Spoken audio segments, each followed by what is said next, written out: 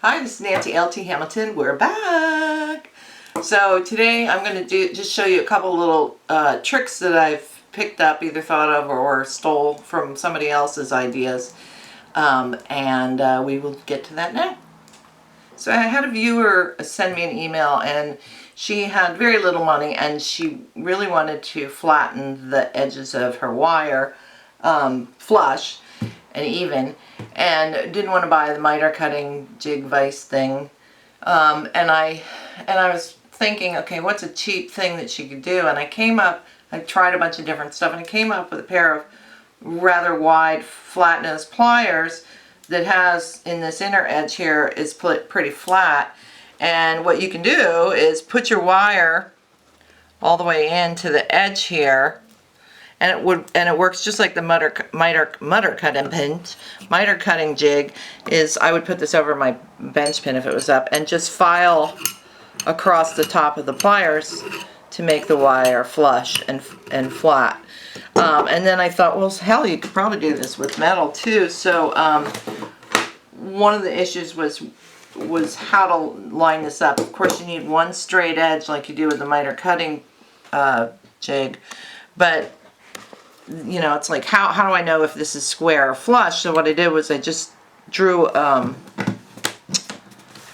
rectangle on here for my line, and then just push this all the way down to the end of the pliers and line up the line with your the top of the pliers where you want to file it, and then go ahead and do your filing like that. So I think this is more effective for using in wire, but I think in a pinch this certainly could be used as a jig for filing your smaller pieces of metal flush. So that is tip 1, and I'm going to get ready for 2.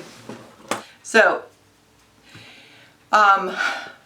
somebody emailed me about how to make the easiest way to make oval jump rings, and I personally like to make a round jump ring, solder it, and open it with bow pliers. But I thought there's got to be another way out there, so I went to the chainmail community, because they make lots and lots of rings.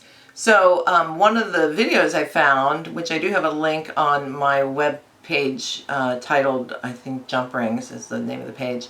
He came up with this idea called the Squish Method, which I thought was just clever and quick, and I kind of improved upon it for jewelers for ease in sawing and stuff. So I'm going to show you it. So I've got a round bunch of, you know, whatever this is called, a spring of jump rings, and what you need is a vise, and put the jump rings into the vise. What the hell was that just flew off? And tighten it down without getting your finger stuck in here. I probably could do this with a plier, then I would have less chance of sticking my finger in there. Okay. So what you do is just tighten the vise down. Now, I would do this with annealed metal. So after you make your loops, go ahead and anneal it. And you know, you got to put some effort into this, and you may have to anneal it again. Oh, that's really hard. But you can see how the jump ring is now oval. And at this point, you could go ahead and saw it. What I like to do, gosh, an extension on this handle here, is saw on a piece of wood, which this is too big. What the heck did I use before? Let me find something. There we go. So this is a craft stick, and you can get them at Michael's or something like that. And the only reason I put this in here is for stability when sawing. And wood is nice because you can saw right through the wood.